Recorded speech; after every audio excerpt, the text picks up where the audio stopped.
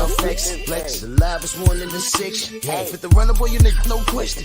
You would run a motherfucker high stepping. Hey, you never had a big enough weapon. Motherfucker never learned your lesson. I'm an 88 pack nigga. I'm an 88 pack nigga. I mean, day walker, drink blood, fangs out, full moon, motherfucker, change like a hoe, nigga. I'm just a nigga from the hood trying to stack a little cheddar for the money. Yeah, buddy. Drew Titan Bronx on deck. Shout out to the mighty LDBC. Stormy B-Man's under the weather. He's watching. Hope the sensei gets well soon. We brought in Bruce Goes, the OG. George Jakovich. We're going to get to you in 1 second. But look who just came in. Pete Manfredo Sr. Salute. Oh. What's going on? I finally figured it out. I'm glad. Oh, wow, man. See, I didn't put who was coming on the attraction. I did that on purpose. And guess who else just rolled in the door? Jason. How are you, brother? I'm doing good. I can barely hear you. That's the only thing. Oh, you can barely hear me? Yeah, I put the phone up, but I think I can go. That's about it. I see Jason doing well. How are in you the guys back. doing? We doing good, brother. Jason, can you hear us? His screen kind of froze. That's all right. Bruce Goes in the building. Salute. How you doing? Salute, my brother Drew. 1,000 plus. Thank you for having me, bro. I think Rhode Island's got the, I think we got the edge over here, bro. Pawtucket, Rhode Island, Bristol, Rhode Island. Peter Manfredo. Salute to you, brother. Jason Papillon. There you go. and Drew Titan. Yes, sir. Yes, sir. Is Mr. Oliveira going to join us tonight too? I sent him the link. I'll send it again. I'm sure he'll reach out to Anthony, but I'll send it to him again. Peter. Can you hear him? Yeah, I can hear you. Jason, how are you? Yeah, I think he's having a lag. You guys hear me? Yeah, I can hear you. The screen is frozen, but we can hear you. Yeah, I think it's a bad connection. It's a bad connection. You know what you do? Jason, hey man, how are you guys doing? Yeah, we doing good. Can you hear us now? It's a lag. Jason, you have a bad connection. You know what you might want to do? Log out, and you know what you do? Turn off the Wi-Fi on your phone. Turn off the Wi-Fi on your phone, and maybe your connection will get a little better. Going in and out. Yeah, you got to log out and log back in. But if you on the cell phone or a laptop? Which one? Oh, I see. On my phone? Yeah, you're on the phone, right? I'm gonna sit up a little. I'm in the show. There we go. Now they can see me. I'm on the laptop. There's my head. Okay. I'm on the computer. Okay, so here's what you do. There's a serious lag. You know what you do? I have a special guest here. I'm gonna text Anthony. I'm gonna give him my phone number, and I want you to call my phone. I'm gonna have you call my phone so you can be on the show.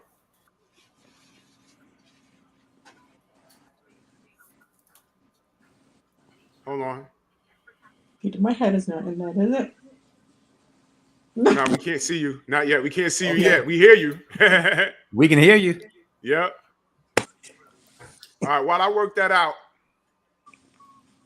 we're gonna go around. I want to sit back. Here's what we do. All right, George. We have a lot of people in the chat. Let everyone know who you are. My name's George Jakovic. I like everyone else on here. I'm a fan. Been a fan all my life. I've worked for HBO Sports for 15 years as a producer. I saw Peter Manfredo. I saw your son fight on HBO. I saw Jason Papillon fight on HBO. I was with HBO for 15 years. I've been a producer mostly in boxing for the last 20 years. So I've been able to go around the world and tell fighter stories. And, it's a sport that I grew up loving, and I'm still involved in it. And any chance I get to talk boxing, I take it and I love it. Excellent. Peter Manfredo, let everyone know who you are. I'm just sitting here. I've been in the game for over 40 years. I love it.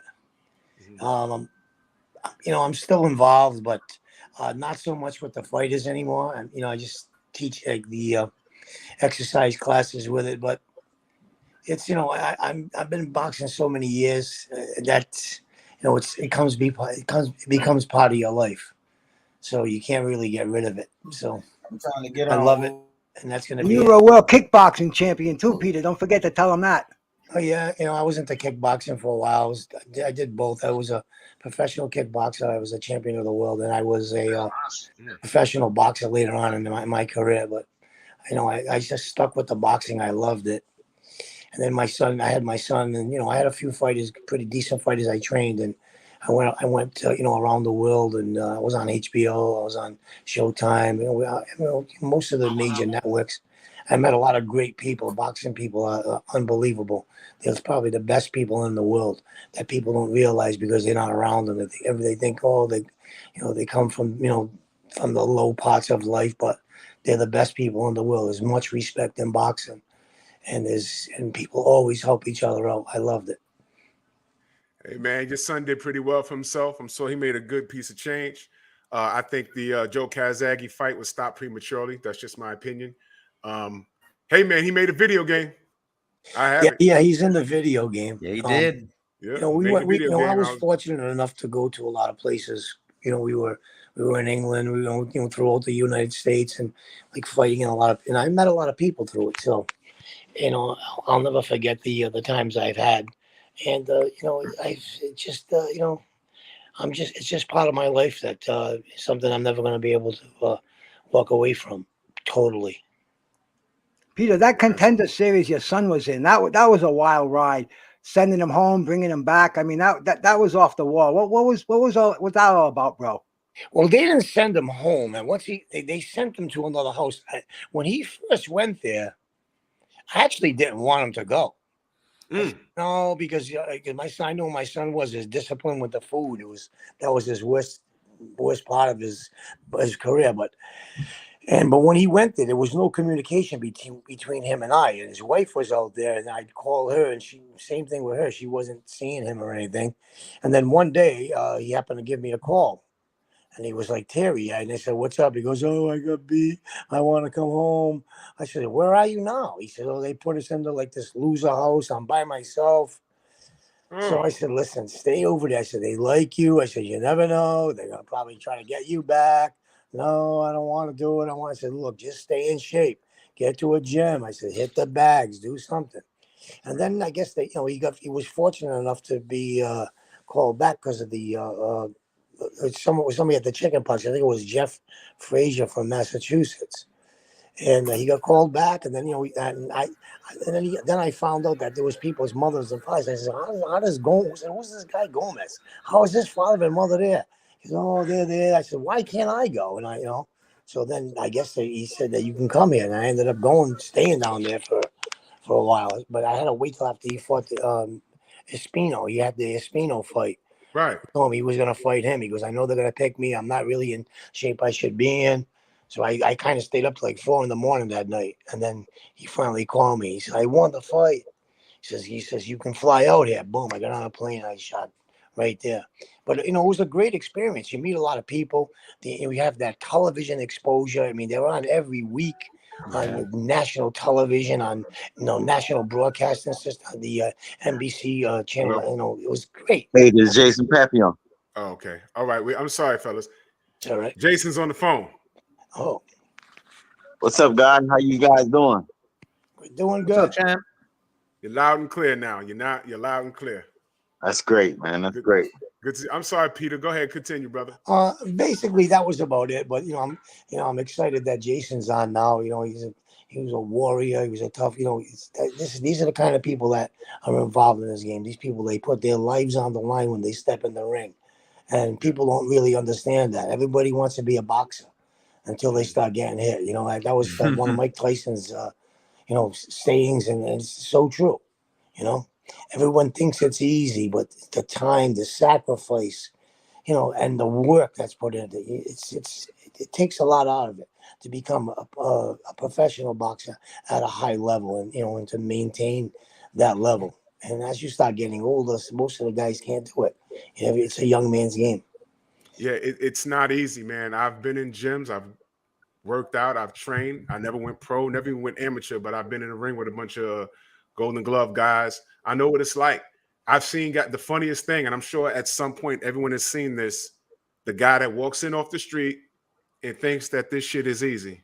100% they've gotten their ass kicked. I've seen them. Yeah. Oh yeah. 100%. And a lot of those guys, the guys that kick their ass, they outweigh those guys by like 50 pounds. Yeah. I've seen it.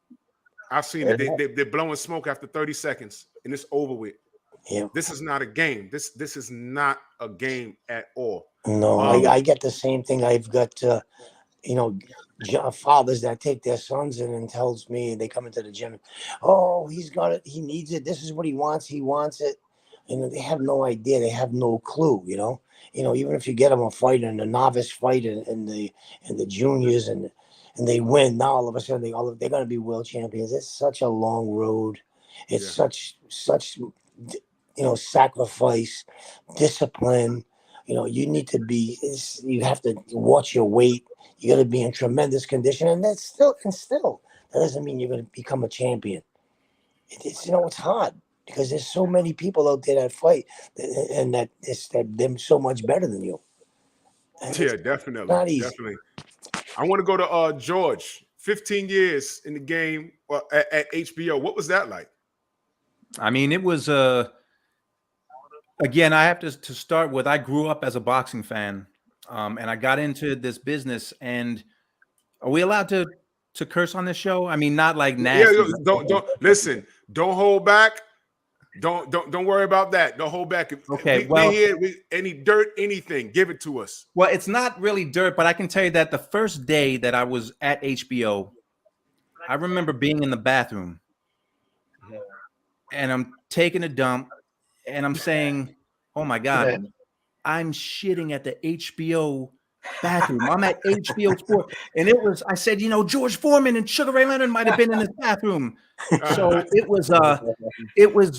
was great. But the great thing was, as a boxing fan, my livelihood was working live fights and going to fighters camps and doing stories and working on 24/7. And there's so many great stories in boxing.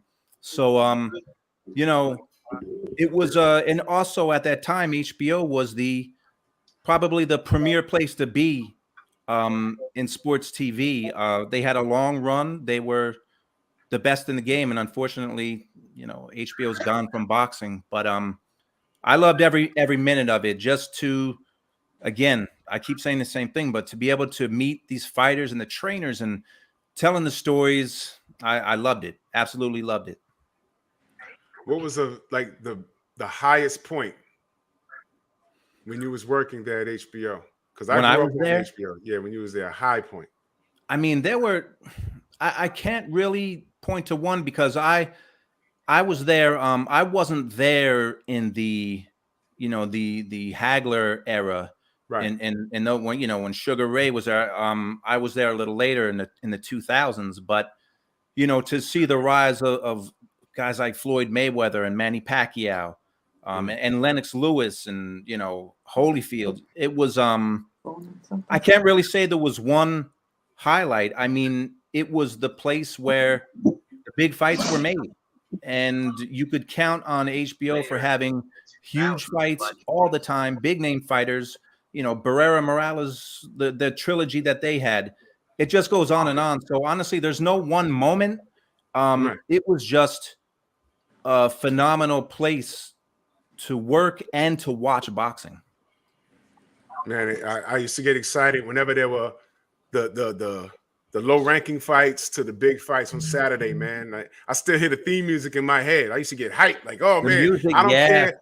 When I got older, I used to be out on a date, and I used to tell the girl, like, yo, look, I can't come out until after 11 because there's some boxing on. I'm like, oh, come on. I'm like, yo, look, you don't understand. This is a passionate thing for me, man. This is a very passionate thing. Jason. Yes, sir. Introduce yourself. Let everyone in the chat know who you are. Jason Papillon, former NABL Super Welterweight champion, former WBU International Welterweight Super Welterweight champion. Currently retired from boxing, retired in 2010. And now I'm trying to guide my son, Papillon, who is 5-0 with 4 KOs as a welterweight in the professional ranks, trying to guide him to a world title. Hey, Mr. Peter, Mr. George. Say it again. About my son? Yeah. If he's available, he's welcome to jump on, man. We love promoting up-and-comers, man. We love that. I think he just left. I think he just left, man. Hey, you know, if I could jump in a second, Jason, I remember you. I remember your fight with Winky Wright in 2002. I was actually there in Miami because Roy Jones fought Glenn Kelly. That was the fight where Roy had his hands behind his back, and he not. But I remember your fight against Winky, and you know, look, you fought for a title, and you fought one of the. You know, Winky Wright is a very underrated fighter. The guy's a Hall of Famer, and you know, all props to you for you had a title shot, and you know, what was that like? Wow, it was unbelievable. You know, I fought myself for that fight. You know, it could have been a much competitive fight, but you know, when you trying to accomplish something and you want to get it right the first time, I overtrained. You know, I left it all in the gym, you know, and I was doing extra when I shouldn't have been doing it, and it cost me. You know, I weighed in at the fight 149 pounds, you know, and that was entirely too light, you know, for somebody like Winky. And I take nothing from Winky. Winky was probably one of the best defensive fighters in our time. Absolutely. You know, Winky was real. A really great fighter, man. I remember watching that fight. I remember watching you fight Winky, and I'm watching it. I said, man, Winky must be a pain in the ass. Yes, trying man. to punch through that damn guard. That was ridiculous, man. I'd have been pissed off. I'd have like threw a bottle of water at him or something. What the hell? I mean, you did a good job, man. The way to beat Winky back then probably just had that. You know what? Paul Williams got it right. You know what I mean? He just outworked him. Paul Williams was like a legitimate wind-up doll. He just didn't stop. Right. So, and you know, it was just crazy. I want to say salute to my brother, Mr. Gumbo. He said salute Drew, Bruce Goes in the panel, and salute to Jason, Pat, my family, and Lafayette Legend. Thank you, man. Thank you. And salute to Squirrely. And you know, that fight with Winky, man, I mean, like I said, I wanted it so bad, man, because I knew that was an opportunity for me. And I think if I wouldn't have been dehydrated around the second round, I think it would have been a much better fight. You know what I can say is I hit him more than Felix Trinidad hit him. Felix didn't hit him. Yeah, he didn't hit him. Yeah, after our fight, I had Winky wearing sunglasses. Yeah, that's how I know I hit him a little more than Trinidad did. So that's why I knew, if I would have been at least 100%, who knows, I could have been world champion that night. You did good. Yeah. Oh, man. Hey, Peter, I don't mean to jump in, but I remember watching your son. He fought on HBO too, and I remember when he fought Chavez. And man, I was rooting for your son in that fight.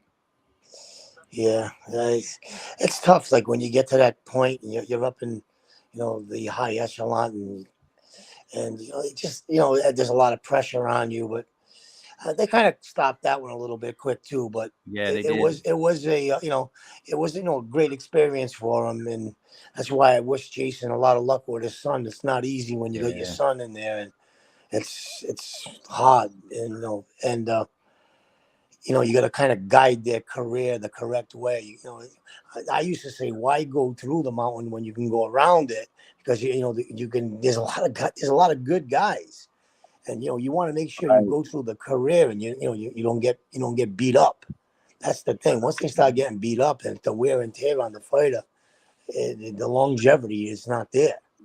But if you get around, you fight the right guys, and and the guys with names, and you can move yourself up in the rankings, and you get a couple of shots, and you try to make the best of the shots that you get, and then and people like you too. When you respect people, they like you, and that's what Jason was the same way. Everybody liked him, and he fought Winky Wright, where I thought was probably the best defensive fighter of his time. He was hard to hit, and he was beating everybody easy. Yeah. And Jason went in there and he put his nose to the grind, and he was trying to, every time it's not easy. It's not easy. People don't realize it. That's the problem.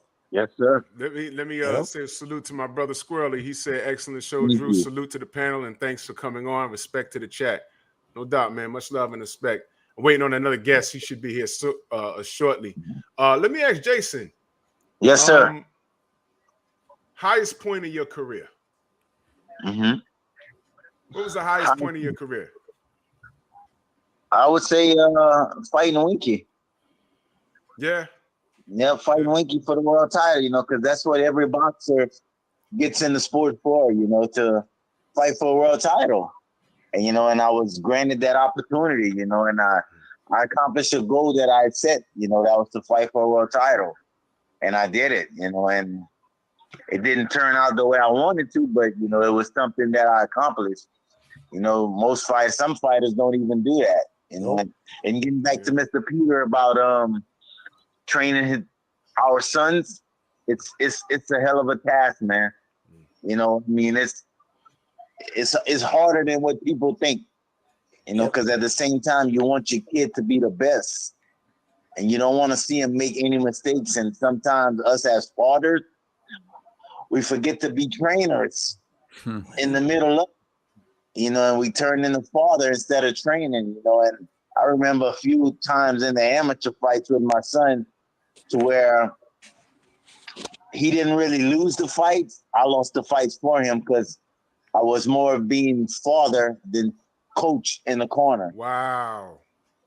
So that's why, for his professional career, I train him at home, but when it's time for a fight, I send him to camp. I sent him to camp with the guy that used to train me, Alfie Smith. He goes to Florida and train with him, and that's who works the corner in the fight, because I don't want to turn into daddy in the corner in the middle of a fight. So I stay on the outside, and I let the trainer that trained me gets in the corner and work with him. That's amazing that you realize that, because I think a lot of fathers might not. It's a tough situation. It's really tough. So it's not easy, So Peter, if I can ask you, I know, like when you're starting off, especially in Rhode Island, you're fighting at Brockton High School. I mean, you're fighting at the Dunk, you're fighting at Foxwoods, you're fighting at Mohegan Sun. I mean, and you're taking your boy to all these fights. Does it get discouraging being on the road like that? Going home and you're picking it all up. Is that like is that encouragement, or can that actually break a young fighter, all that traveling? Oh, you got to travel if you want to fight the best, because in New England, there's really not. I mean, I'm not mocking any fighters. I will never do that, because just to get in the ring is, it's people don't realize it until they get in there.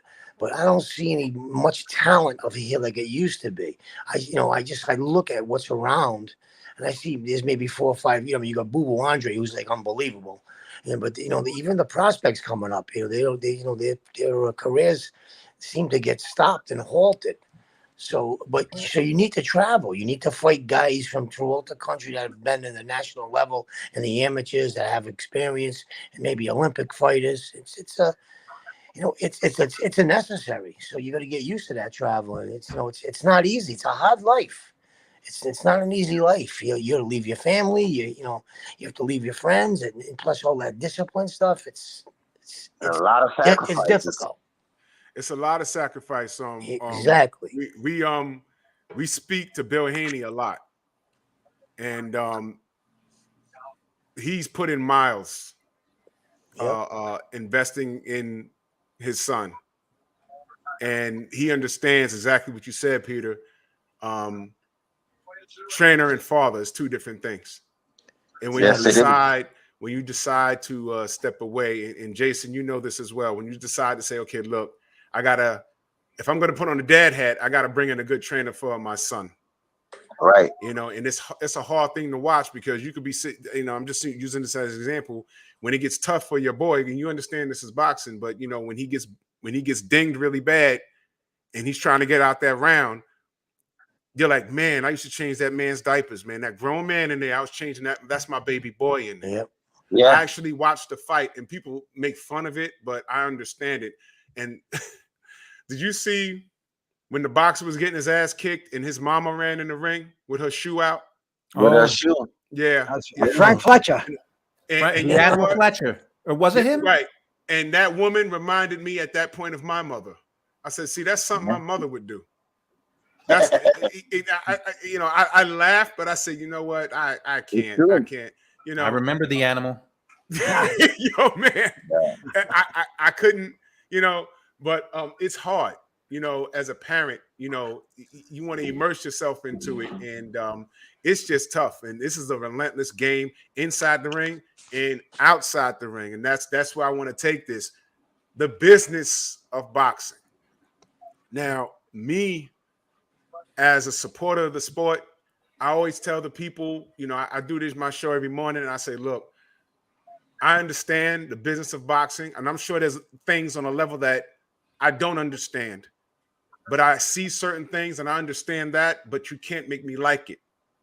Right. It's disgusting. And I speak to fighters and promoters and the parents of fighters, and they've told me on this show and behind the scenes, yo, look, fuck this game. I'd rather get a conventional 9 to 5 because y'all Can have I no interrupt? clue Can I interrupt as for to how a second? messed up it is. Go ahead, Peter. You know what I call this sport? Go ahead. It's the red light district of sports. This game is. I knew you'd like that. That's why I wanted to interrupt it. Basically, you're right. That's what it is. Everybody just wants to put their hands in your pocket. Everybody's making money off you, and the fighter who's in there doing all the work, hey guys, he's getting there. He's getting stuck up there. You know where? Merging you in. Hold on. We have another guest. Hold on. I'm sorry. I'm gonna let you continue. Lou. Yes, sir. Ladies and gentlemen, this is Big Lou Savarese on the phone along with Jason. Lou Savarese. What's up, Lou? Hello, Lou. Good people. Got the big man. How you doing, Lou? We got a heavyweight. We got a heavyweight. We got a heavyweight in the building. I look better on the phone than on Zoom. So talk to you guys. How you doing? All right, Peter, go ahead. Go ahead. What you were saying. But that's it. But that's basically it. I mean, I like that saying. When I came up with it, I said to myself, you know something? This is like the red light district of sports. And everybody looks at me and they say, you know, you're right. You know, and they don't get, the fighters. All the fighters don't make big money. All the fighters make nothing. You know, I mean, only if you get on a high level, A fighters, you know, that fighting. They used to fight in HBO or. You know, they're always, scrambling for money, scrambling for a good payday. And everybody else is the manager. Everybody else is reaching in, and, the promoters, they're all reaching in and taking, pots of the pie. The business is disgusting. And, when you try to explain boxing to people that don't know, you sound like an idiot because it makes no sense. And there's so many champions.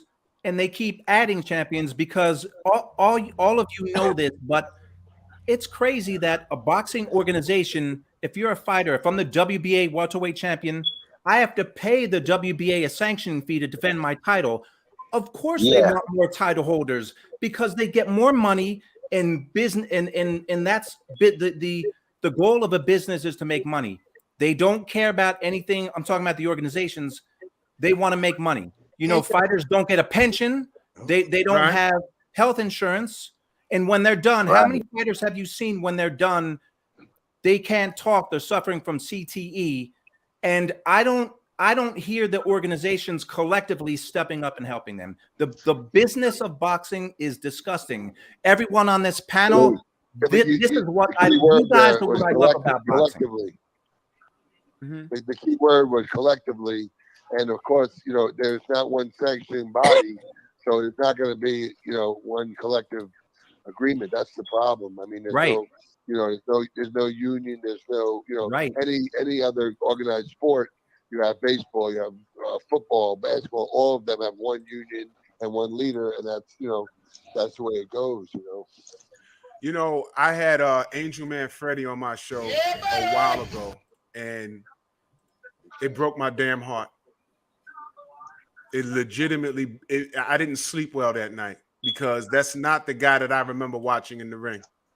Right. And it's a goddamn shame. And it's so sad. I'm sorry. I got inducted to the New York Hall of Fame. I was up there. It was so sad. I mean, guys I love, and I've been keeping in touch with them.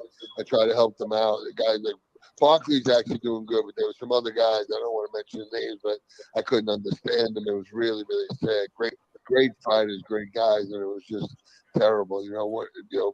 Barkley was homeless for a while. He's doing really good now, though. I'm so happy for him. Great guy. This is I love the sport to a fault, and I tell people jokingly, but behind what makes a joke funny is when there's some truth behind it. We're like battered wives.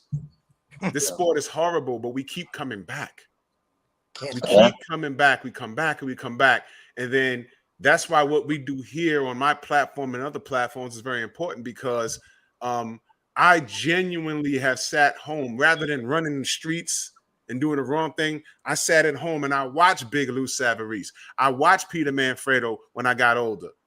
I grew up. I was the guy watching. Listen, the memories I have of boxing is on a Saturday, right?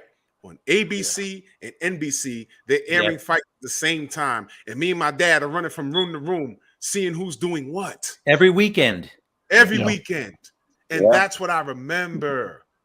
I remember the what I call the B team, the guys that weren't doing the closed circuit numbers, but I watched them enough. Friday night fights, Tuesday night fights. I that's the cloth I'm cut from. I really love this game, but the game don't love us. George, what do you think went wrong with HBO? Well, with HBO, it was I think the easiest way to explain it is that the higher ups at HBO, somewhere along the line, those people changed and they didn't love boxing. There was a time where people signed up to HBO because of Mike Tyson, because of Oscar De La Hoya. I think that the regime changed somewhere along the way. The people up top, they started to care more about the Game of Thrones, even though they're two separate entities. And I see someone says the only reason I had HBO was for boxing, and that was true. But when you don't have that support from the corporate higher ups, you see what happens. And it was a long-term, I believe it was a 5 or 6 year deal. I don't know if this is true, but they knew long before they were going to get out that it would happen. And if you watched HBO, the level of fights went down. They turned their backs on promoters. They weren't dealing with Al Heyman. They weren't dealing with Bob Arum. Okay, turning your back, what fights are you going to show? The quality of fights went down, and then they announced that they were out of the sport. So it wasn't a surprise because it was coming for years. But look, Showtime is still in the game, and they're still excelling. So HBO just didn't have that support up top like they used to. And sadly, I think it was more of a financial decision. I think HBO and they didn't see it. They didn't want to bid as high as the other Showtime, and then a lot of guys in Dubai, they're giving huge bids right now to get the site fees and everything. I just think HBO thought the risk to reward wasn't worth it for them, and I really think that. I think it was more of a financial decision than saying they don't want boxing. That's my opinion, but I think they kind of, for lack of better words, they drained the swamp, and everything went dry. My brother Kaz in the chat, he says to HBO, stop supporting American fighters. And I know exactly what he means by that. When you have guys on your soil like the Andre Wards and off the heels of the Roy Jones and the Gary Russell Jr.'s, and we have all of those guys, we watched HBO stop supporting the American fighters right here on this soil, and they praised. I remember when Prince Nassim Hamed came over here. I remember the Klitschko quote-unquote invasion. I remember later on Sergey Kovalevs of the world. And they put a lot of emphasis on these guys, and they ignored the talent that they had. Triple G, man. They put a lot of emphasis on these guys who weren't bad fighters, but we had talent right here on the soil. And they put a big investment on these guys. And what did they start saying about the Klitschkos? Well, Vladimir, he's boring. But they aired him every other day. I mean, it was crazy. It was crazy. We had a lot of talent here. And they put an investment in these guys, and they ignored everything over here. And I think that was the beginning of the end over there. The beginning of the end. My friend Vasily was a translator. You might know him, George. I know Vasily. You know Vasily. Yeah, that's my guy. He lives in the Bronx. Okay. And Vasily Girov, not the fighter. No, not the fighter. We have Vasily Girov on here though, but my boy he's a translator. He speaks Russian. He's actually good friends with with Alexander Povetkin. And when HBO was on its last leg, I was asking him about it. He says, "Man, it don't look good." I said, "Damn, man, damn." It was a lot of weird things going on, man. The way they would talk to Roy, it was crazy. Sorry, who was the guy from Yonkers that brought the original guy? He brought all the Russians. He said the Russians are coming. That's when Yuri Vaulin came. That was in the 80s. That was the first wave of Russians. It was Yuri Vaulin. There was a little guy too that was a good fighter. I can't remember his name, but this is before he was out of Yonkers. I can't remember his name. He was out of Yonkers. He's from up here. Yeah.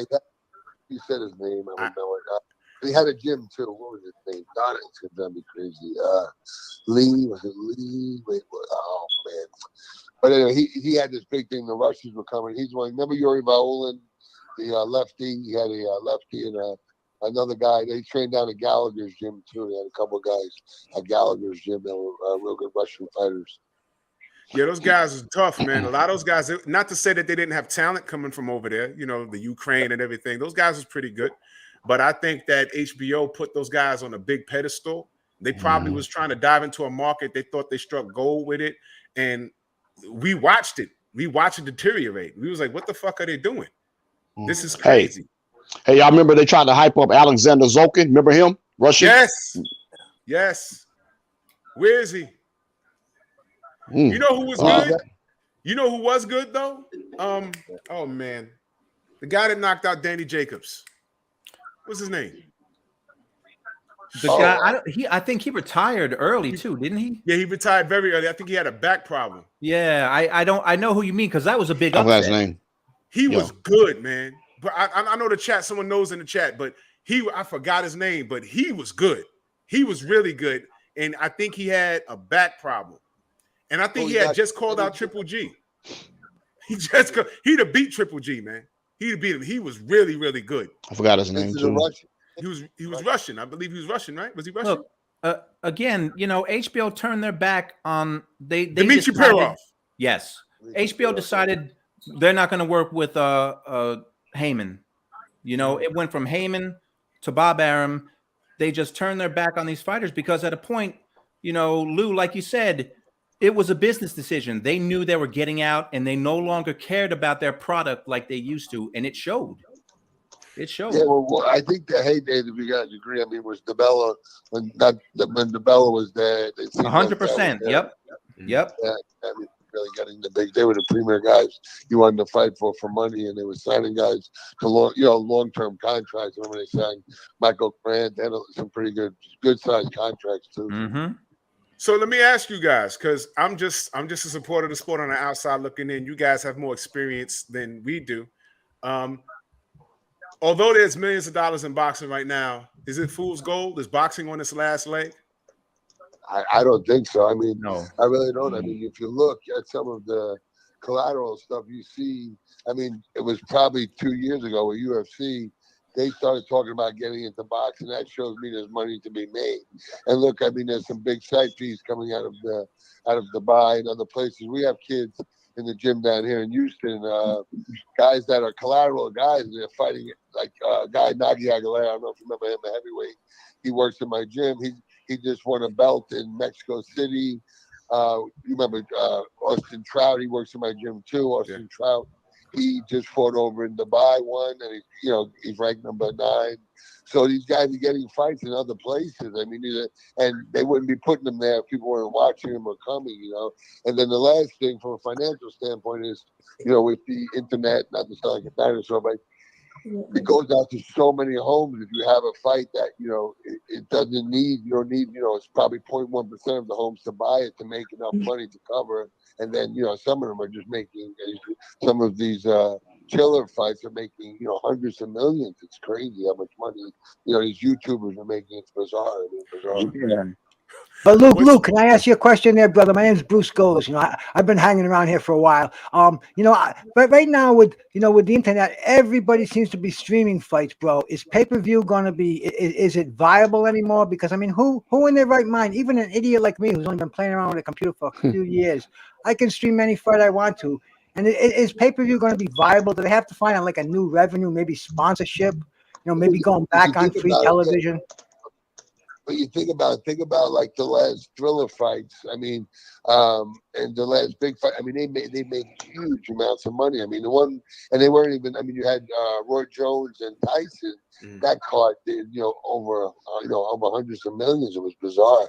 And they made huge money. So it just goes out to so many homes. I mean, before you thought of, when you did a pay-per-view and Finkel and them, that it would go to, America. Now they're going to, and, guys, there's so many Eastern Europeans fighting now. There's so many people that put the event on, so it just goes out to so many more homes than ever before. Well, we're hearing such low numbers of people buying the pay-per-views, but yet everybody seems to have seen the fight. So, I mean, doesn't that make you kind of like say, what's going on here, man? Well, what do you think? Like they're bootlegging it or something to that extent? It's easy. I mean, everybody does it. Yeah, the Fire Stick. They. I'm still trying to get my VCR to stop blinking, man. I'm a dinosaur. Yeah, boxing. They always say boxing's dying, but the sport's not dying. Ali said it would die when he was finished, and it didn't. There's still money to be made. Boxing.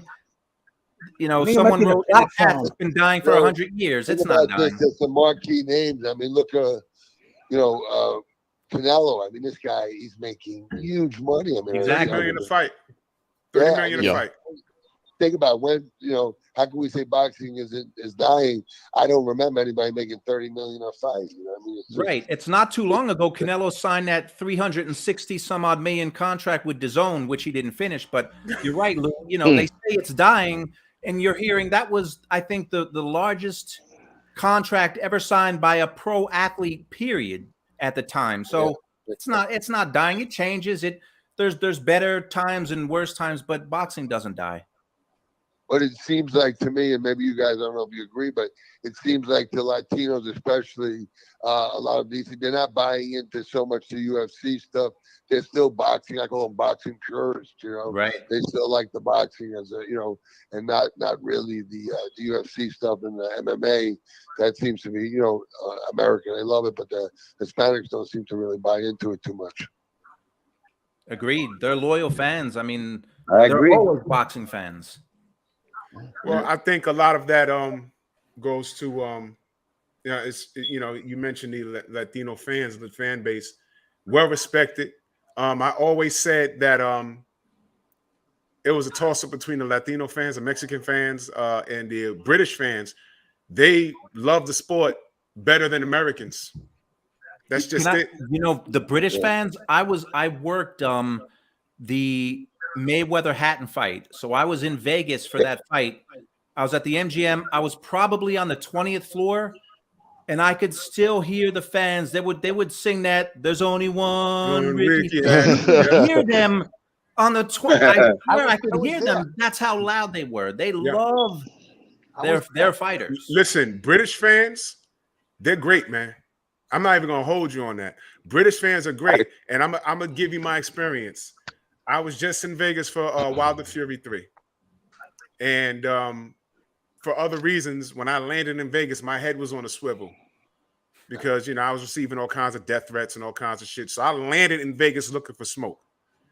And when I got there, I had fun. You know why?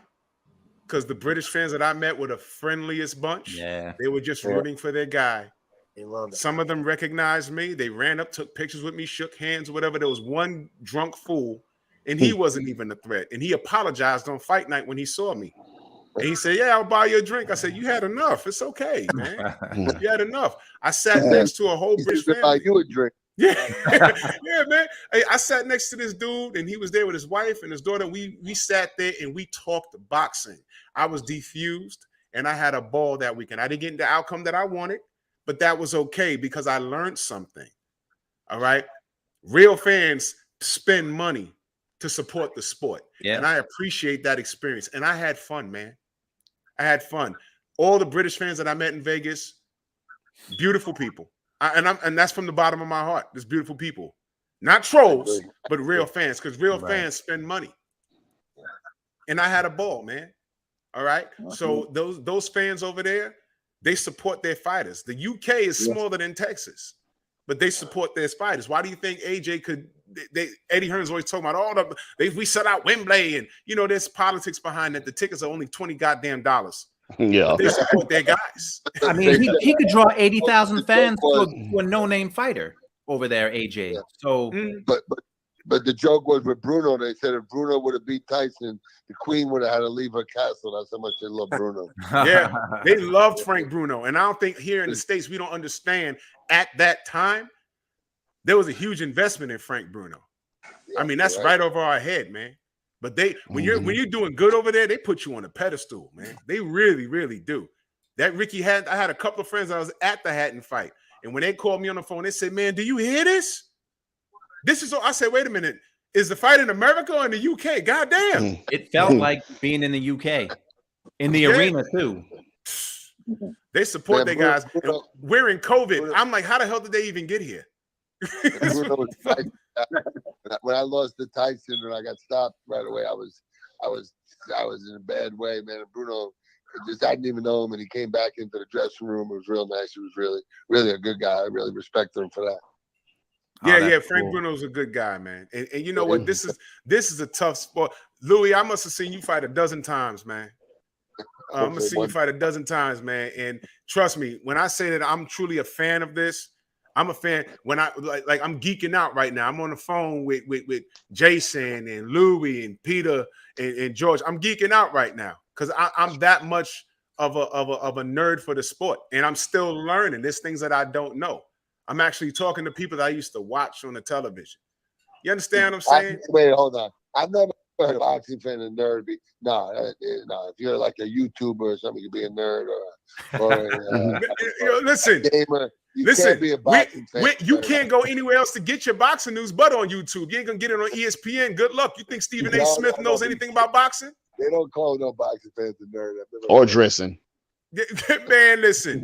The only time ESPN talks about boxing is when there's a huge fight. You ever heard Stephen A. Smith speak boxing? I cringe. It's hard. I cringe. It's horrible. It's bad. Now he's great at everything else, and he can't. I can't tell him nothing. He's a millionaire. But I know what I know. I know not to listen to him. Who's the other guy? Skip Brainless. I'm not gonna listen to him. His only defense about him knowing boxing is, I was at Sugar Ray Leonard versus Marvin Hagler. So what? Yeah. So what? So what? It means nothing, man. Your dad had money and got tickets. Yeah, exactly, man. I've been to a billion fights. When Floyd Sr. sat up there and asked him, "Do you know what a pole counter is?" and he just stared at him. I was like, "Oh my God!" I almost threw my Timberland at the damn screen. I said, "You don't know what a pole counter is? Are you serious?" But you want to, the people want to listen to them in reference to boxing. I know what I know. I know what I know. I wish Stormy was here because that man knows boxing. Kurt Sugar, he knows boxing. Kellerman, you got it, man. Kellerman, he's come a long way. I mean, I used to get so mad. I lived in New York City, and I come home and I say, "Man, who's this little Jewish kid talking about boxing?" And this is about 3 in the morning. I used to call him up and say, "You don't know nothing about no boxing," but I really grown to like him and really like his announcing. He's been pretty much a boxing purist, you know. I think Kellerman. I used to watch Kellerman, and I was able to identify when he used to do the little rap thing. That was cute. I remember. And I liked him on ESPN. And then when he ended up on HBO, he started to say certain shit that made me like, huh? I'm like, to me, he became a bit of a company man. He started saying what he was being paid to say rather than what was in his heart. You know what I mean? And listen, in the 80, probably 89 or 90, he was on just a cable access show in New York. I remember, yeah.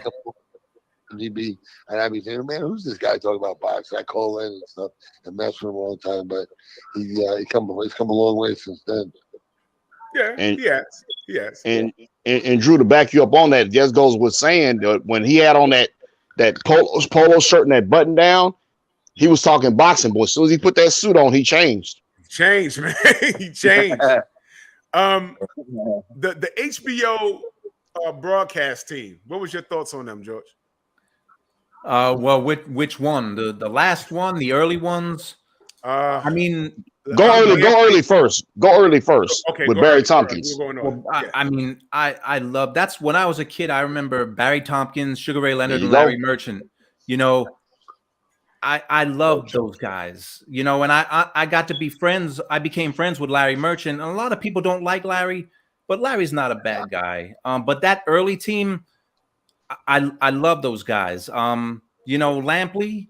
When Lampley came around and Lampley and Emmanuel Stewart together with Larry, you know, Emmanuel was great. And then Roy Jones slid into that position. And I think Roy Jones is probably the best analyst among the best analysts out there. You know, George Foreman was funny. I really like funny when he was an announcer too. I like Lennox Lewis now too. He's doing a really good job. Lennox Lewis, I think now is better with Fox than he was when he was with HBO. I think he's got a little more experience, and I love the relationship he has with Goosen on Fox. I think they're really good together. They jive well together. But HBO, the announcers, you know, look, they collectively in the history, they've called some of the biggest fights in the sport, and any boxing fan remembers when George Foreman knocked out Michael Moore, Jim Lampley saying it happened. Barry Tompkins, when Tyson knocked out Berbick, saying we have a new era in boxing. You know, you remember these guys and the historic calls, and I loved almost all of those guys. It'll be over early tomorrow. Now, what about Jim Gray? Showtime. I have no comment on Jim Gray. Oh man, I did some fights with Showtime, but Jim Gray, I'm gonna let other people talk about. I'm still mad at him how he did Pete Rose that time. I'm still mad at him for that. Oh man, Jim Gray versus James Toney is the funniest goddamn thing I ever heard in my life. Oh, we dog. Why you walking up on me, dog? Oh my man. When Mike Tyson, he told Jim Gray that he broke his back, right? Which was hilarious. Man, listen, I don't remember shit. When I heard it live, I laughed so hard my ears were ringing. I broke my back, spinal. I was rolling around my living room floor. That was the funniest goddamn thing I ever heard in my life. That was the fight when he told Gray he was gonna eat Lennox's children. Oh God, yeah.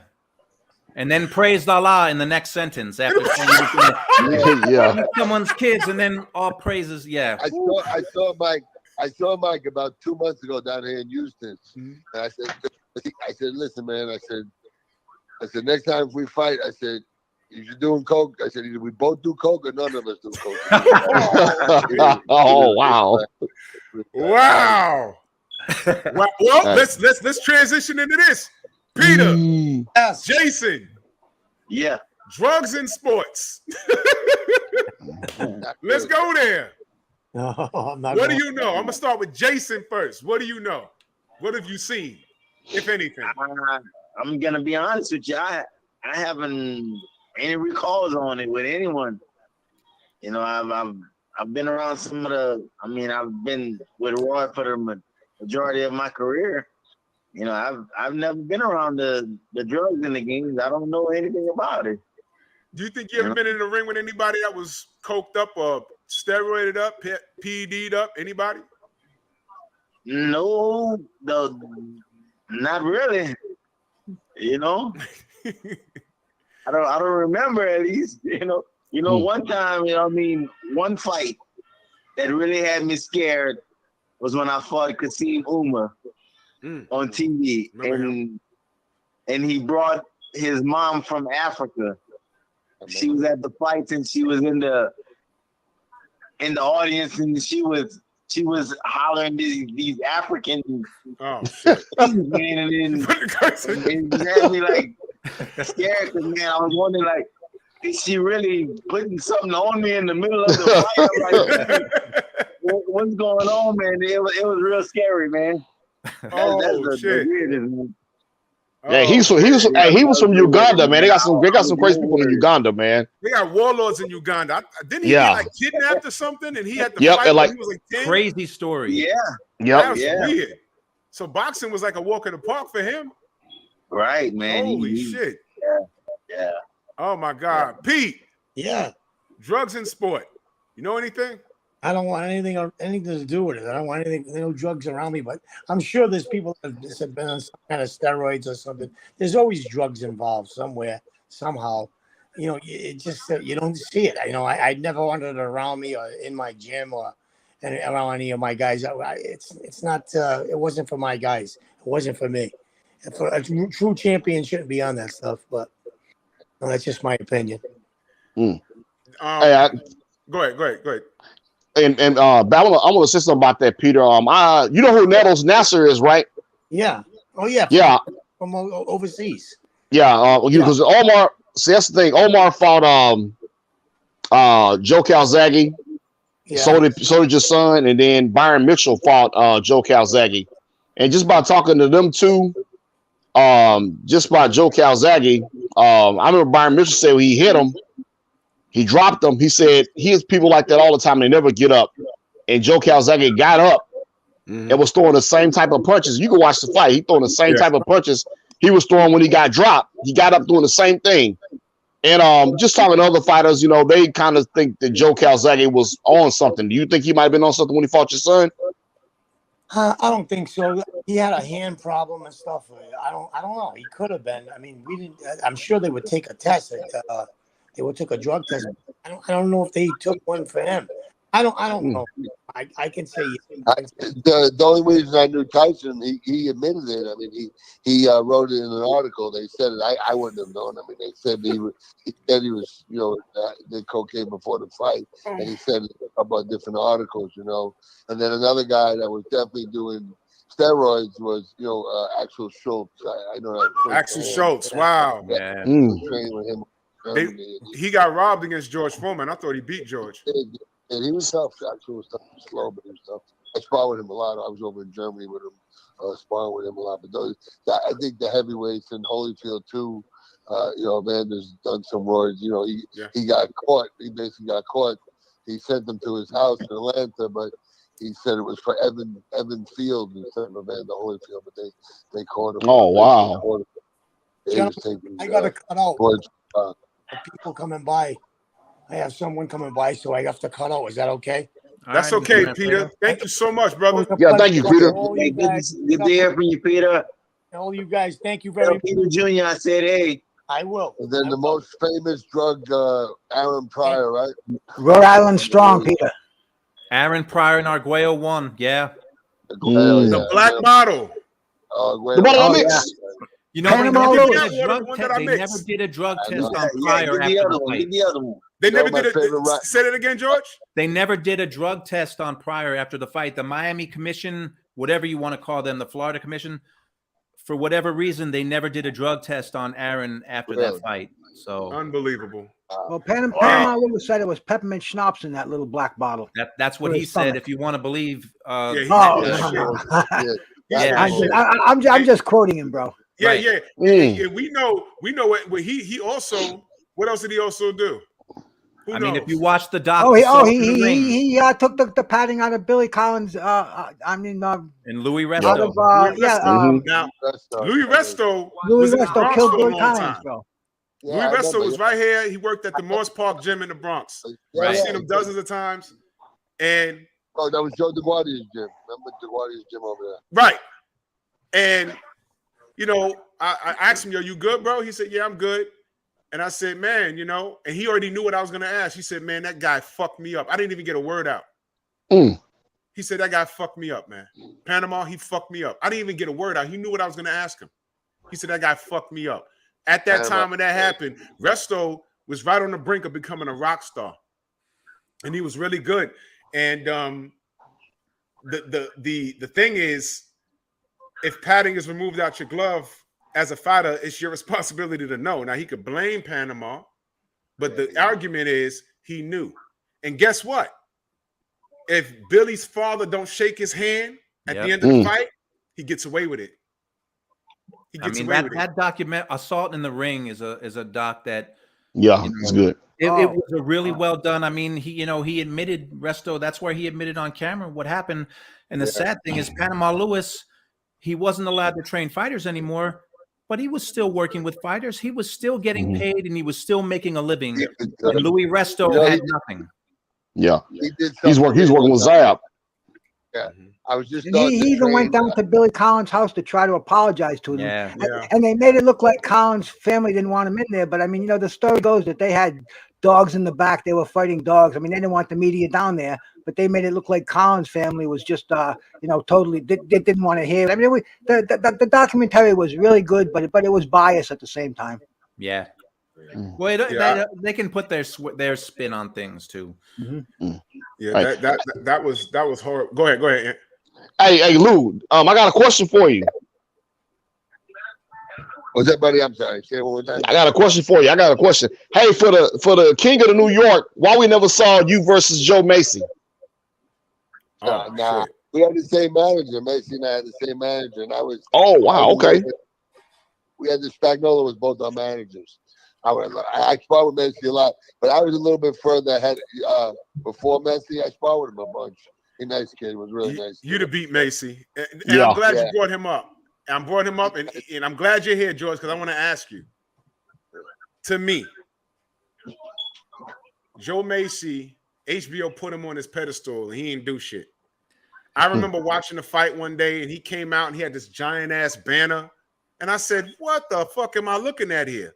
And he was an average fighter. He wasn't trash, but he was an average fighter. What was that about? I mean, my guess is he was a white heavyweight who they thought had some power, and they gambled on him and they lost. But I think they saw a white heavyweight who might do something, and it didn't happen. Exactly. He didn't. Really nice. He didn't, because he got in there with Vasily Jirov and almost fucked around and lost. In fact, he got dropped, I think, like twice in the last round, but he built enough points that he won. But was that a 12-round fight or a 10-round fight? 10, I think it was 10-round fight. 10-round fight. If Vasily had 2 more rounds, he'd have stopped him. Yeah. And that was Vasily. He just went heavyweight when that happened. That was crazy. And Messi had subdural hematoma, and that was a big thing with him. They could, he could never fight again because he had the subdural hematoma. Right. Yeah. But that aggravated me. Go ahead. Hey Lou, you doing any promoting in Houston? We're getting back into it, right? Things are starting to open up down here now, so we're gonna start promoting again. So I'll probably have our first show. I'd like to fight Jake Paul, but that's never gonna happen. But I'll probably have our first show sometime in March. So okay. I have my son, man. I have my son, Keon Papillon. He's 5-0 with 4 KOs, a welterweight. Oh, cool. That'd be great. Where's he fight now? 147. Cool. Where you guys? We're in Lafayette. We're in Lafayette, Louisiana. We 3 hours away from you. I'm skipping and jump. Yeah. Yeah, we got. We'd love to come down and get some work at your gym. Yeah, they got a lot of good guys. We got the kid Regis Prograis. We got good friend of mine. Yeah, he's a nice kid, really nice kid. Bobby Benton. Bobby's my partner. Yeah. He's a good guy. Oh, cool. That's great, man. Congratulations. Yeah, Thank you. I'm looking in the chat. Yeah, we gotta get your son on, Jason. Definitely. I'm looking at the chat. Y'all remember Sam Peter versus Vladimir Klitschko? Yes. Yeah. Y'all think Vlad won that fight? Yes. Okay. It was a close fight. I mean, Peter dropped him. Seemed like Peter dropped him 12 times. It was only 3. It seemed like it. Yeah. That was crazy. I think I was at that way. Did they fight at the Garden? They fought at the Garden, right? No, that was in Atlantic City, I believe. That fight was in Atlantic City. I think HBO should have got behind Sam Peter a little more, because he had some marketability with him. That was just insane. Yeah, what put Sam Peter on the map is when he knocked out Jeremy Williams. Yeah, I was mad at that. That was brutal, man. That's what put him on the map. Jeremy was my guy too, man. salute to Jeremy, champion of Trump, man. Salute to them. Yeah. You know, Jeremy's my guy. I was pissed off when that happened. I said, what the fuck? Oh, man. Jeez, that was crazy. You know. Hey, Drew. Yeah. I want to just ask you something. We were talking about before we went on air. Mitch Blood Green is from your neighborhood. Yeah. What's you don't hear about him anymore unless Tyson brings his name up. Is he still around? How's he doing? I haven't seen Mitch in a long time. I heard a story about him, kind of heartbreaking. Somebody saw him on the 4 train, and he was just in the corner, like out of it. And somebody said, "Yo, that's Mitch Green, like curled up in the corner over there, sitting down." And when the dude got off the train, he tapped him on the shoulder. He said, "What up, Blood?" He said, "Hey, man." And that's the last I heard. You know, he's still alive. I haven't heard that he's passed on or nothing. Right. But you know, cocaine's a hell of a drug, man. And that guy, I don't know if it was only cocaine or I doubt it was only cocaine. Right, and other stuff. And he just loved it. He just loved it a little more than he loved his career. And Mitch could fight. I mean, the drug thing, people remember and understand when we're having conversations in this point about Mike Tyson. A lot of kids, if you was born in 2000, born in 95 or whatever, you really don't reserve the right to come to me with this Mike Tyson is the GOAT type of conversation, because he's not.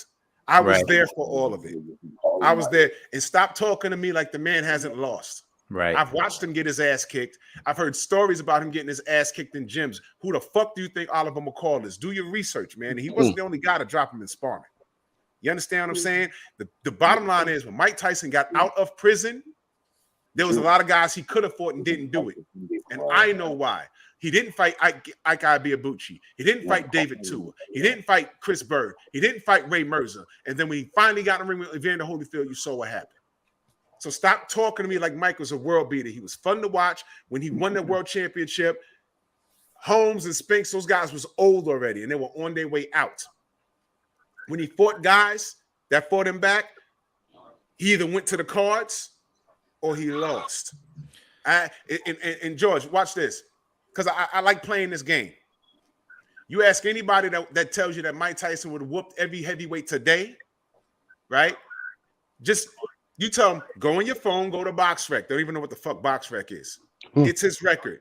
Google his name, put it in, and start from the beginning. And you tell them, stop when you see the world beaters on Mike Tyson's record. Do you know 100% of the time these fools go straight to Spinks?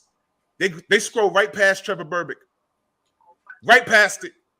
And once they say, look, Spinks, I show great restraint because I want to slap them upside their head. Stupid ass. Right. Mike was fun to watch. Is he a legend?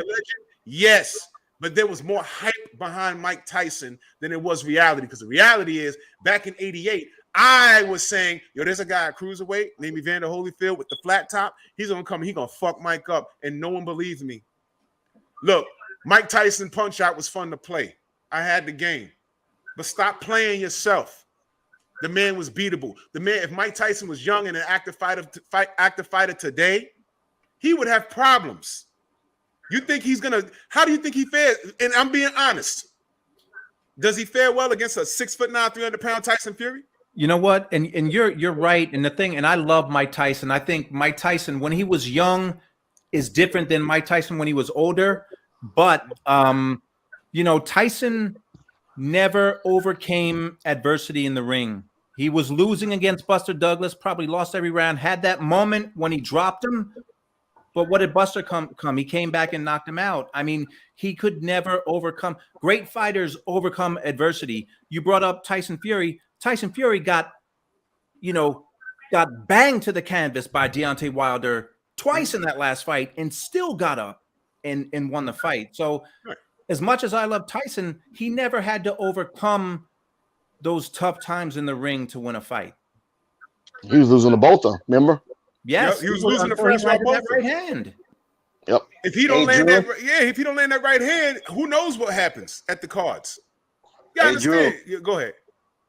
Hey, the champ, my son just walked in, man. He said, "What's up to y'all?" Oh yeah, what's up? Yes, what's going on, Keon? What's up, y'all?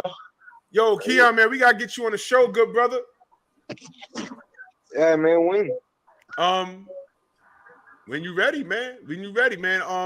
I know Every you're on Sunday. the phone right now. Yeah. Your dad got a bad internet connection, but I Yeah, want people fix to his see your internet face. connection.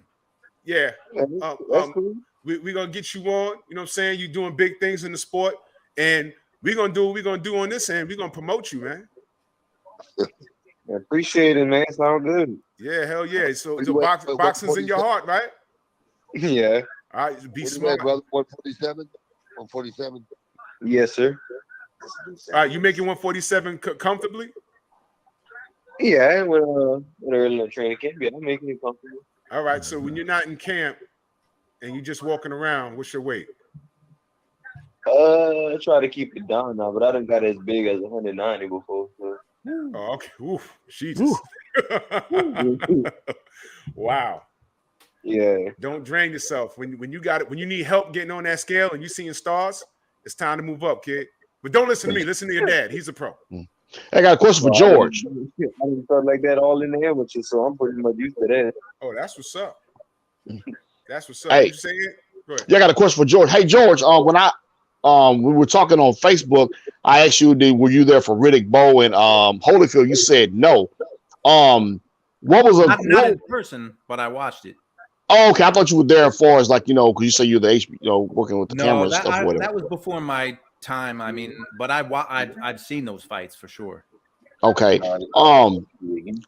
I heard you talking about Kovalev. What's his next move? I was just in California trying to do some business, and we went by a gym called Blue Moon Boxing Gym, and he was there because he trains with Buddy McGirt. I was shocked to see him training. He said he's still going to fight. He's fighting. He's going to fight at cruiserweight. Look, the guy's 38 years old. He hasn't fought since Canelo knocked him out. It's hard to quit, I guess, but he's training right now. I don't know when he's fighting or who he's fighting, but out of his mouth, he said he was going to fight at cruiserweight. Wait, he did fight after Canelo, didn't he? I think he had one fight after Canelo, did he not? I would have to. I'm pretty sure he didn't fight since Canelo. Yeah, but it's been a while since he's been in the ring. So he's going to cruiserweight because that's where Canelo's going to end up. Well, that's what we say. I think he's going to cruiserweight because he just can't. He can at this point. I don't think he takes great care of himself when he's not training. So, and he's 38. So I think maybe he's just giving it one last run. I really don't know, if the cruiserweight division is there's no big names there. So I guess he's trying to get another title, but we'll see. The Crusher. Man, he's trying to get another title run. Look, he's still with Buddy McGirt. So wow. I think he talked about fighting in April. I don't think so he's in the camp. I watched him spar. This was Wednesday.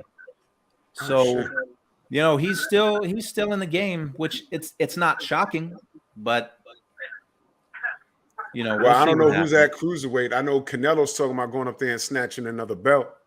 I mean, how funny would it be if they have their rematch at cruiserweight? That'd be weird. Yeah. New weight too. What's after cruiserweight now? It's a new weight they call it. The Bridgerweight? Bridgerweight. Yeah. That's another weight division made for Canelo. That's just my opinion. It's just my opinion. I mean, they're rolling out the red carpet for that redhead, man. They're rolling it out for him, man. I mean, I see the play, man. But that's the problem with the sport. They are putting things in our face, and we just got to take it and deal with it and love it and like it. And nothing's organic anymore, like the WBC. What do you guys think about the franchise title? I'm gonna start with you, George. What you think about that? Look, I'll be honest with you. I can't stand the way these organizations do business. And the franchise, the super champion, it's all a joke to me, and it's all just they make money. This is how they make money. They have more champions. They make more money. We talked before about the business of boxing, and it sucks. I can't stand it. It's disgusting. One thing I do like that HBO did they never, when there was a fighter who was a champion, they called him a champion or a belt holder. They wouldn't acknowledge the IBF, WBC, WBO, because, you know, to me, they're out for money. And just give me the fighters and the fights. And, you know, when you start to talk about organizations, you just get lost in all the nonsense. Yeah, it's disgusting. Lou, what you think? What's your take on that? You know, I'm not for, but I really don't like, but we definitely, you know, unions and stuff, but we definitely need something here because there's got to be one governing body that somebody can answer, you know, one person can answer to. I mean, it's just, you know, it's been, you know, time and time again, you know, it's just getting, you have different, you know, it's not good for the sport, number one, to have all the different titles. I mean, it's not, you know, it's good for the fighters and per se because there's more money to be made if they can get a, you know, a fringe belt or whatever. But look, I got an IBA belt when I knocked out Douglas, but you know, there's so many different. I don't think it's very good for the sport. And then for the fighters, they need one governing body, like you know, like a baseball union, like a football union, basketball union. I mean, why don't we have them in boxing? You know, it's really, and it keeps the criminal element out. I think a good thing to do. That's just my opinion. Yeah, the criminal element is huge. Jason, your thoughts? Yes, sir. I agree. I agree with Mr. George. I agree with Lou. I mean, it's just too much belts, too many belts in the sports, man, and you're not really getting the good fights when you got all of these belts because you can go fight for this title and miss up on, you know, miss the good opportunity of fighting for the big names. You know, it's just too many belts. You know, let's get back to fighting the best fights. You know, that's how it was when we were fighting, man. Even with the money, man, we wouldn't. In my era, we wasn't really fighting to see who would make the most money. We were fighting to see who the best was, you know? Right. You know, I want to be the best, so I'm going to fight the best. I wasn't going to fight the guy that want to make 10 million or 5 million. No, I'm going to be the best, man. And that's what I'm missing. That's what I'm missing. I think the money is just threw the sport a little right there. It's too much money. You know what I mean? We all would love money, but hold on 1 second. Salute the Flatboy Plays. He says, much love to the panel. And salute to you, fam. So I often, I mean, he ain't on today, but I often have Freddie Pendleton on the phone with us also. Yeah. And I talk to Freddie a lot, and we know a lot of things. And you want to talk about being scarred from the business of boxing. Freddie, he's literally writing a book about that, because you want to talk about a guy that hasn't gotten all his roses. Freddie Pendleton, and there's not anybody I've spoken to in the industry that's had something negative to say about him. The guy's an absolute dog, and you know, he told us a lot of stuff about the business of boxing. His own trainer drugged him in the Trinidad fight, and I believe it, because looking back at that fight, how he lost, it didn't make sense. I played it on the show, and I said, wait a minute. I remember watching that, and I thought he threw the damn fight. And he says, no, I ain't throw no damn fight. I got dizzy because my trainer put some shit up my nose, and Tito hit me with a body shot, and I just fell, and I was just dizzy on the floor. And his trainer bought a $250,000 house or something sometime later after that fight. He wasn't making that kind of money. So, you know, I mean, boxing is just so goddamn dirty. You know, we got these damn belts thrown around here. This is ridiculous, man. Yes. This is a bad sport, and yet every day I talk about it. Okay, let me say something. Go ahead. And my thing is, I think to me, boxing has turned into like college football, because I remember back in the early 90s, man, you may have had about 10 or 12 bowl games. Now you got the CarQuest Bowl, you got the Toilet Bowl. I mean, you got all kind of bowls, and now you got all these belts. You know what I'm saying? All kind of belts. Yeah, I mean, it's crazy. Let me ask y'all a question. We're winding down here. Future of the sport. Who's going to take the torch and lead the charge? Man, you know, the lightweights. Yeah. There's so many good names around that division. I don't know who's gonna take control, but man, I just want to see that journey. Just start having these guys, Devin Haney and Cambosos and Tank. I don't care which of them fights each other. Let them start the fight, and man, that's going to be some great journey. I love to see those guys fight. What'd you say, Luke? The heavyweights are exciting right now too. I mean, absolutely. There's some good fringe guys out there too. I mean, it's interesting for me. I'm a heavyweight. I'm a little biased, but of course, it's exciting. But if you look at the rankings, I was looking at the rankings the other day, and I said, man, there's a lot of talent out here, but the politics is preventing a lot of these fights from happening, man. And the heavyweights exciting. The lightweights are exciting. There's so many names. 147 is exciting. Yep. I mean, Boots Ennis is a guy like Boots. He might be. Man. Like that's the excitement as a fan. You can't wait to see these fights happen. And I just hope you brought up the politics. I hope the politics doesn't stop the big fights from happening, because guys like Boots and the new big baby Anderson up in heavyweight. There's so many. There's always young up and coming fighters, and I want to see where the journey. I mean, I was too with the the Russians and the Cubans. There's some really good Cubans out there right now too, man. Yeah, I like Frankie Sanchez. I mean, he was a little lackluster his last fight, but guy's he's skilled. Yeah, he's highly skilled, man. He's highly skilled. Man, we won't forget about that name now, Keon, the chosen one, Papillon. That's what's up. That's what the young ones, and that's like I can't wait to see his journey. He's coming.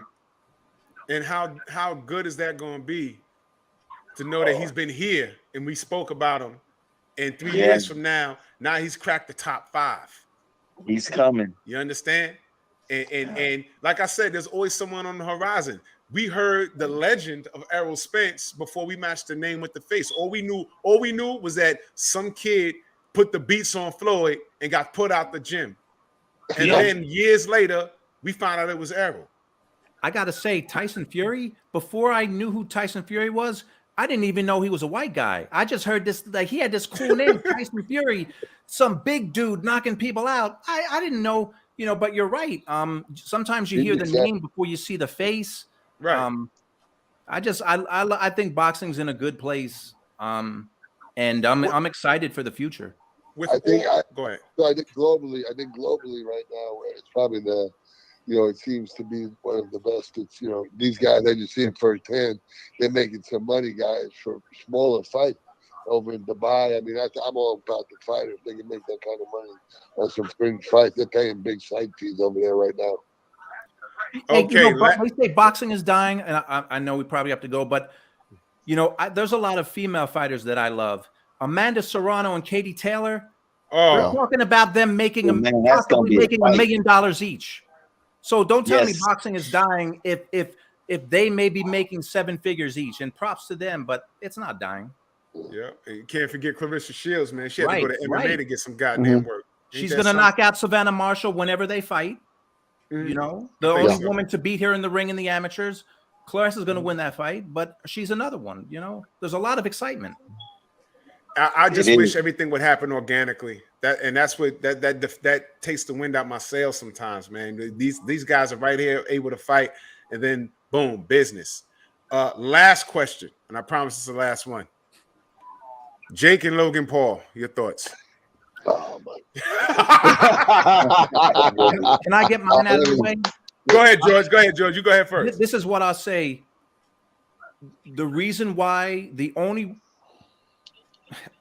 thing I like about them is a fighter like Amanda Serrano. She's signed with them. She's getting a bigger platform. If fighters can take advantage of that, the real fighters. Look, I'll give Paul. They're going in the ring. They have balls for going in the ring and fighting. I don't know about their opponents, the quality, but if real fighters can prosper off being on their undercards, that's what I like about the Paul brothers, and that's all I have to say about them.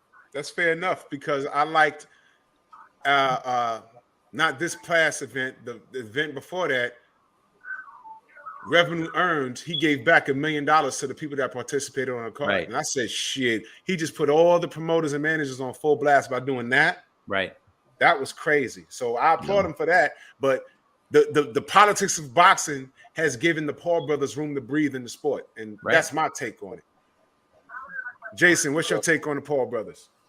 I agree with Mr. George. I mean, the platform for some of these young fighters getting on the undercard is a big step. You know, it's probably be tough to get on it, but it's a great chance for these up and coming fighters to prosper from getting on one of their cards. Now, as far as the guys themselves, I mean, they just doing what they're doing, you know, and people loving it. You know, they're exciting, you know. But like Mr. George said, you know, it's getting on the undercard, giving these other fighters a great opportunity. You know, I'll be glad. I hope one day my son can get on one of those cards. Hey, man. Yeah. Hey, man. Why not? I'm not mad at nobody. When I saw that, I said, man, that was good. I like that. A lot of those, that money that he gave back, those people were like, what the fuck? I wouldn't make this in a year on boxing. Right. You understand? So whenever I see someone give back to the fighter, I like it. How could you hate it? You can't hate it. Lou, your thoughts? I'm torn. I follow it real closely. I'm very torn, but because I just, you know, I know guys that died in the ring. I have a kid in my gym. His brother died in the ring, and these guys, they kind of make light of it. But on the flip side, I had a kid Prograde. He fought on one of the thriller cards where they fought, and he made, you know, $1 million for a fight. He would have probably at the most got 200 grand. So damn. I'm torn in that sense. They're bringing a lot of money. A lot. I have two gyms. I have one gym. It's a bougie one with all kids, and they know every kid in there knows. They're like, Mr. Lou, would you fight Jake Paul? And I'm like, oh man, I beat him. You think he robbed the bank? I beat him so bad. That guy. But yeah, he's not going to go anywhere near you, Lou. No. Nowhere near you. No, guys. But you know, it's bringing people to the sport. So that's good. I just I don't know. I don't think, you know, listen, they're going to get better and better. They've been training. They got nothing else to do but train. But I just think if they get there with a real fight, I think it'll be over with. You know? I'm going to tell you what the play is. Eventually, he's going to stop fighting, and they're going to be promoting boxing. Well, he said he's already getting dementia and stuff. I'm like, are you kidding me? I'm telling you, this guy's going to come out of nowhere and change the game, and everyone else that's been doing it in conventional ways is going to be like, what the fuck? But guys like Jason and his son to say, should I go to the PBC or Top Rank and make minimum, or I can go to Jake Paul and fight 5 times in a year and make $1 million? Right. No brainer. No brainer. No brainer. Well, guys, man, it's been fun, man. Thank you guys so much, man. It's only been an hour and 28 minutes. Is it over? Yeah. Keep up the good work, Trick. We got 2 minutes. You want to kick some more shit? We can do it. I thought we said another hour. Lou, you said my name? No, I got some calisthenics to do. All right. Yeah. No, Lou, you say my name? I heard you say my name. You said Trick? Yes, sir. I said thank you very much. Oh, you're welcome, man. It was a pleasure, guys. I really enjoyed it. It was a pleasure, Thank Drew. you. Jay, I'm gonna hold on to your numbers, man, because we definitely gonna have all y'all back. Please do, and yes, sir. Jason, we're gonna promote the hell out your son. Yeah, make sure man, you I give a big appreciate Lou. it. Y'all Thank only you. 3 hours apart, and I'm looking forward to your son doing big things. And I mean, who knows when Boots take over 147, maybe I'll be on here talking about, yo, man, watch out for they're gonna be like, who? He's coming. And be like, who? I'm like, yeah, y'all better pay attention to detail, you crooks. Yeah, he's coming. Yeah, hell yeah, Lou. man. Hey Lou, when you do that show in Houston, man, hook us up. Is he gone? Yeah, I think he. Jason, you want me to shoot him your number? Huh? You want me to shoot Lou your number? Yeah, cool that. Do that for me. Okay, I'll do that. Okay. That'd Awesome, be man. great, man. I enjoyed it, man. I enjoyed it, guys, and I wish you guys all the best. Thank and you y'all very stay much. safe out there, man. Yeah, thank you, Drew and Anthony. Thank you. Thank you. Hey, thank you, man. Yeah, it's a blessing, man. This is great. That was awesome. Appreciate everybody. We're gonna do it George, again. we definitely gonna keep in touch, man. When we have big fights, we like to have big names on here and get an analysis. And like I said, you was in the industry, and I don't know anything. I don't know. I know some shit, but I don't know everything. So when I'm confused on something, I like to talk to people that are actually immersed into it and did it for a living, so I can get a clear perspective on what the fuck I'm talking about. You know what I mean? Hey, I mean, we can, like I said, we can do this for another hour and a half. I know everyone has to go, but I would love to talk to you guys anytime. No doubt, man. I can tell you love the sport, man. That's what's up, man. So we definitely gonna have you back. Bruce Goes, you still there? Are you smoked out? No, bro. I'm still here, man. I'm amazing experience, man. You know, so much talent, so many guys from my generation, and you know, every question I had, bro, it was being answered for me. So I'm just kicking back and enjoying the show, man. And George, bro, you know, you're a breath of fresh air over here, bro. You have a lot of knowledge, you know, a lot of inside action, bro. I could go turn my channel on and talk to you till midnight over here, bro. I mean, you know, you definitely have a fresh breath over here. And man, you know, Peter Manfredo, Lou Severisi, and Jason Papillon over here, bro. I mean, Drew, I appreciate keeping company with them, man. I hope I didn't bring the value of your property down too much, bro. Not and my at brother all. Trick Novi over there, man. Not at all. Salute to you, man. I appreciate you, man. We're all people of like mind, man, and we just love the sport that don't love us, but we still here. We still here, man. You know, it's a beautiful thing. Next time you're here, George, I'm gonna have the sensei. We call him the sensei, Stormy B, man. He's a little under the weather right now, but he's another great boxing mind. He's out of Chicago. He's a former trainer, and he has his own channel too. And I learn every time he talks. I learn every time he talks. Same here. I look forward to it. I look forward to it. I'll bring you back, and I'm gonna holler at John Scully. Bring him on. Another brilliant boxing mind. He has Scully on his channel. He has Scully on there. Yeah, man. I love Scully. But this is what we do, brother. This is all we do, man. We love the sport, man. And I appreciate you. I'll definitely be in touch. And shoot him my phone number. Yeah, I'll do that. Yeah, shoot my phone number. And we're gonna close out. I'm gonna go out and go for this run. It's cold as fuck outside. You're going out for a run. You're in the Bronx, right? Yeah. I know how the weather is right now. It's 29 degrees. You sure it's that warm? Oh, it must be going up. No, it must be going up because it wasn't that warm before. Oh, bro, I do my cardio first thing in the morning. It's 6 out there this morning when I was out there, bro. Ooh. Yeah, it's cold, but I'm just gonna bundle up. I ain't getting no road work in today. So it's crazy here in Houston, man. We got cold one day, hot the next, man. So I know what you get here. Global warming, man. We're all gonna die. Horrible, man. I'm just gonna be in shape when the comet hit. Y'all saw Don't Look Up? Yes, I heard about that you. was fucking hilarious. That was hilarious. It was a dark comedy, but I said, you know what? We are that stupid. We would die on some dumb shit like that. We're that dumb. Yep. We're that dumb. I was cool with it. I applaud. I said, see, COVID, meteors, whatever happens, I'm ready for it. Mm-hmm. You know, just pray to who you worship. Say your prayers, eat your vitamins, Hulkamaniacs. Yeah. Well, hey, I hope we at least get another show in before all that stuff happens. Yeah, no doubt, man. I'm definitely gonna have you back, brother. Definitely gonna have you back, man. Much love and appreciation, you fam. I appreciate you guys. No doubt. Talk to you soon. All right. All right, y'all. Peace out, y'all. All right, everybody. Better. Peace out, man. All right, brothers and sisters. That was a brilliant show, man. And y'all see what's scrolling at the bottom, man. Y'all make sure y'all show Trick Nolte some love, because when you see the guest on here, man, I get so excited when the brother called me, because I know he always has something phenomenal for us, man. And man, that was fun, man. That was fun. And salute to Stormy. I know he's there, man. Get well soon, my sensei. And get ready for the fight party. You know what I'm saying? I'm gonna go get some road work done. I'll be listening. You know what I'm saying? Y'all already know what it is. Drew Titan Bronx on deck. Shout out to the mighty LDBC. Make sure you subscribe to the Painful Excellence podcast. Not a boxing channel, but I'm bringing heat over there too. All right. Much love and appreciation, everybody in the Cash App, the Venmo, the PayPal, whoever, whatever, Zelle, Super Chats. Much love and appreciation. And we'll be back next week, but I'll be back tomorrow morning because I got more shit to talk, y'all. Bronx on deck. See y'all tomorrow. Move!